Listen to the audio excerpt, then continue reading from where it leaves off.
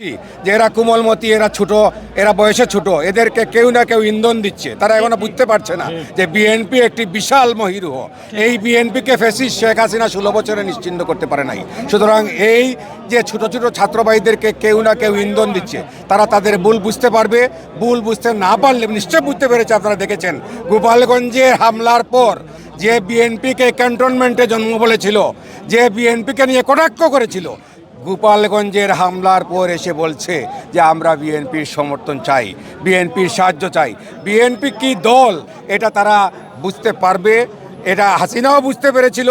হাসিনা বুঝতে পেরেছিল বলেই বাংলাদেশের ভোট নামক নির্বাচনী সেক্টরকে ধ্বংস করে বিনা ভোটে বাংলাদেশের ক্ষমতায় বসেছিল।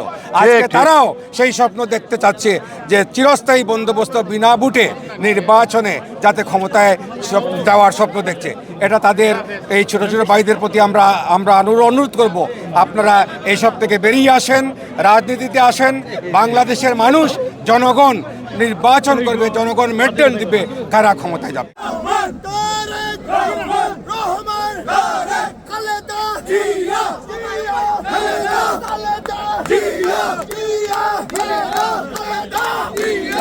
রাজ্যে বসবাসরত সাবেক জাতীয়তাবাদী ছাত্র দলের সাবেক নেতৃবৃন্দের উদ্যোগে আজকে অনুষ্ঠান করা হয়েছে। আপনারা দেখেছেন গত কয়েকদিন ধরে আমাদের বাংলাদেশের আগামী দিনের প্রধানমন্ত্রী দেশনায়ক তারেক রহমানের বিরুদ্ধে কুরুচিপূর্ণ বক্তব্য প্রদান করে যাচ্ছে একটি সংগঠন, একটি মৌলবাদী সংগঠন। আমি তাদের নাম নাই বা বললাম। আমরা তাদেরকে বলে দিতে চাই, আমার নেতার বিরুদ্ধে যদি আরেকটি কুচুরিপূর্ণ কোনো ধরনের উদ্যোক্তপূর্ণ আচরণ করা হয়, জাতীয়তাবাদী ছাত্র দলের সাবেক নেতৃবৃন্দ যুক্তরাজ্য সহ সারা বাংলাদেশের সাবেক ছাত্র দলের নেতৃবৃন্দ ঐক্যবদ্ধভাবে তাদের প্রতিহত করবে। এবং আরেকটি জিনিস, এই জুলাইয়ের বিপ্লবে যারা শহীদ হয়েছেন তাদের আত্মার মাগফিরাত কামনা করা হচ্ছে এবং যারা আহত হয়েছে তাদের দ্রুত সুস্থতা কামনা করছে। এবং বিশেষ করে আজকের দিনে বিশেষ করে উত্তরায় একটি অ্যাক্সিডেন্ট ঘটেছে, সেই দিয়া বাড়ির পাশে যে মাইলস্টোন স্কুলে। এর জন্য আমরা অত্যন্ত গভীরভাবে শোকাহত, কারণ কোমলমতি ছেলেদের দেখেছেন তাদের শরীর জ্বলছে গেছে, কারো 80%, কারো 70%।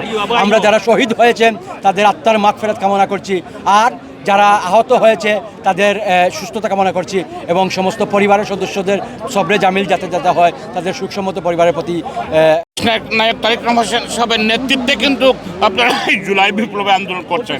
আপনারা শিকার আইছেন, জামাতের আমির শফিকুর রহমান সাহেব শিকার আইছে টিভিতে। আমাদের ভারপ্রাপ্ত চেয়ারম্যান অনেক বলিষ্ঠ আপনার কাজ করছেন এবং অর্থনীয় সাহায্য করছেন সবসময়। উনি প্রথমে বলে গেছেন এখন কেন এই নির্বাচন দৌড়ান। আমি মনে করি সুষ্ঠু নির্বাচনে আসেন আপনারা।